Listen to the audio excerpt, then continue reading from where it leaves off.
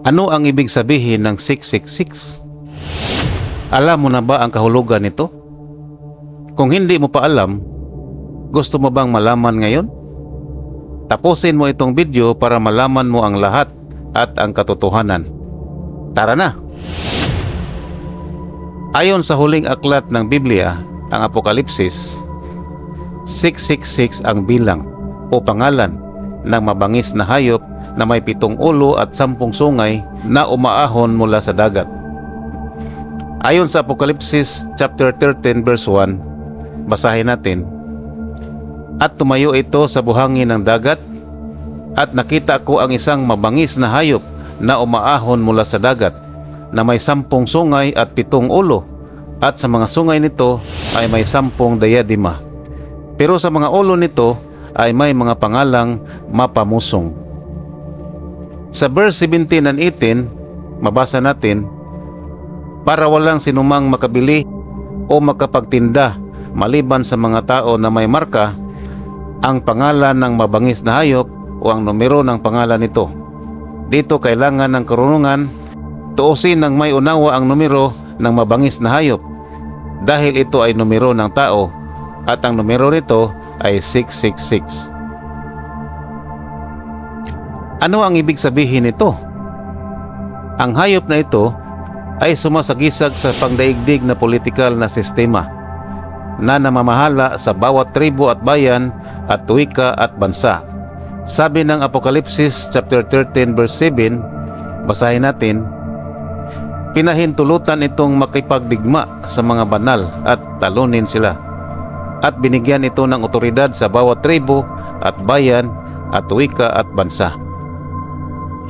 Ang pangalang 666 ay tumutukoy sa lubos na kabiguan ng politikal na sistema sa paningin ng Diyos. Paano? Para maintindihan, explain natin ng husto. Ang mga pangalan na ibinigay ng Diyos ay may kahulugan.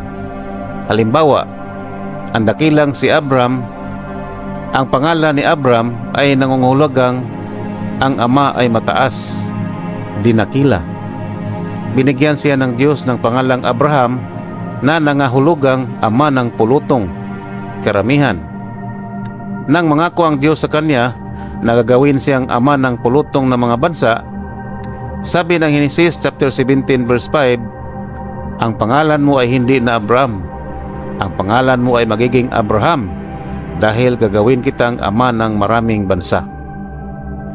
Sa katulad na paraan, pinangalanan ng Diyos ang hayop na 666 bilang isang simbolo ng pagkilala sa mga katangian nito. Sa Biblia, kadalasan ang ginagamit ang mga bilang sa makasagisag na paraan. Ang 7 ay karaniwan ng lumalarawan sa pagiging kumpleto o sakdal. Ang 6 na kulang ng isa para maging 7 ay maaring tumukoy sa isang bagay na kulang o may depekto sa paningin ng Diyos, at maaari itong iugnay sa mga kaaway ng Diyos. Kung minsan, inuulit ng Biblia ang isang bagay ng 3 bisis para idiin ito. Kaya ang pangalang 666 ay talagang nagdiriin ng politikal na sistema ng mga tao ay lubusang bigo sa paningin ng Diyos. Hindi sila nakapagbigay ng namamalaging kapayapaan at katiwasan, mga bagay na tanging ang kaharian lang ng Diyos ang makapagbibigay. Sinabi ng Biblia na ang mga tao ay tumatanggap ng marka ng mabangis na hayop dahil sumusunod sila rito ng may paghanga. Ano pat sumasamba rito.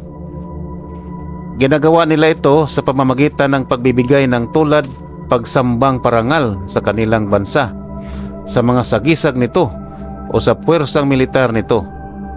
Gaya ng sinabi ng Encyclopedia of Religion, ang nasyonalismo ay naging nangingibabaw na anyo ng relihiyon sa modernong daigdig. Paano natatakan ng marka ng hayop ang kanang kamay o noo ng isang tao? Sabi ng Apokalipsis chapter 13 verse 16, basahin natin, "Pinipilit nito ang lahat ng tao, ang mga hamak at ang mga dakila, ang mayayaman at ang mahihirap, ang malaya at ang mga alipin, na magpalagay ng marka sa kanang kamay nila o sa noo nila.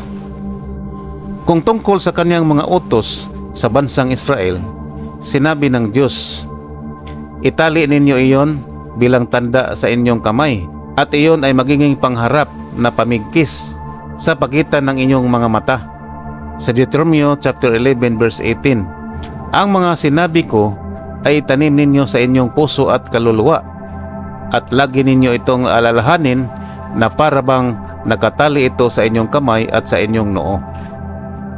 Hindi naman ibig sabihin na literal na tatatakan ng mga Israelita ang kanilang mga kamay at noo.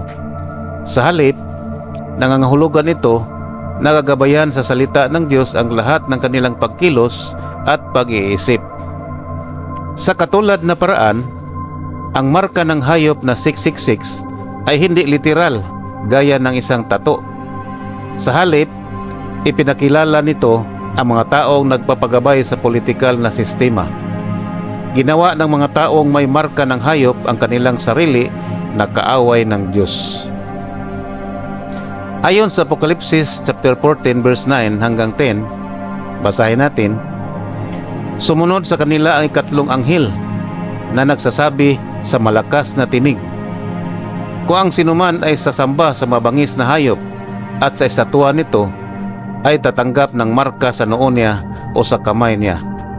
Iinom din siya ng alak ng galit ng Diyos na ibinubuhos ng walang halo sa kupa ng puot niya, at pahihirapan siya sa apoy at asupre sa paningin ng mga banal na anghel at sa paningin ng kordero." At sa Apokalipsis chapter 19 verse 90 to 21, basahin natin, "At nakita ko ang mabangis na hayop at ang mga hari sa lupa at ang mga hukbo nila na nagtigom para makipagdigma sa isa na nakasakay sa kabayo at sa hukbo niya. At sinunggaban ang mabangis na hayop, at kasama nito ang huwad na propeta na gumawa sa harap nito ng mga tanda para iligaw ang mga tumatanggap ng marka ng mabangis na hayop at ang mga sumasamba sa estatwa nito. Habang buhay pa, pareho silang inihagis sa maapoy na lawa na nagninigas sa asupre, pero ang iba pa ay pinatay sa pamamagitan ng mahabang espada na lumabas sa bibig ng nakasakay sa kabayo, at ang lahat ng ibon ay nabusog sa laman nila." Balikan natin ang tanong, ano ang ibig sabihin ng 666? Ayon sa Biblia, 666 ang bilang o pangalan ng mabangis na hayop na may 7 ulo at 10 sungay na umaahon mula sa dagat. Ang hayop na ito ay sumasagisag sa pandaigdig na politikal na sistema na namamahala sa bawat tribo at bayan at wika at bansa. Ang pangalang 666 ay tumutukoy sa lubos na kabiguan ng politikal na sistema sa paningin ng Diyos. Hanggang dito lang tayo. Sana may natutunan ka sa bidyong ito. Basahin mo sa iyong Biblia ang mga sitas na binigay sa video para maintindihan mong mabuti. Huwag kalimutang mag-click sa subscribe button at sa bell icon below. Please click like and share to help our channel. Maraming salamat po.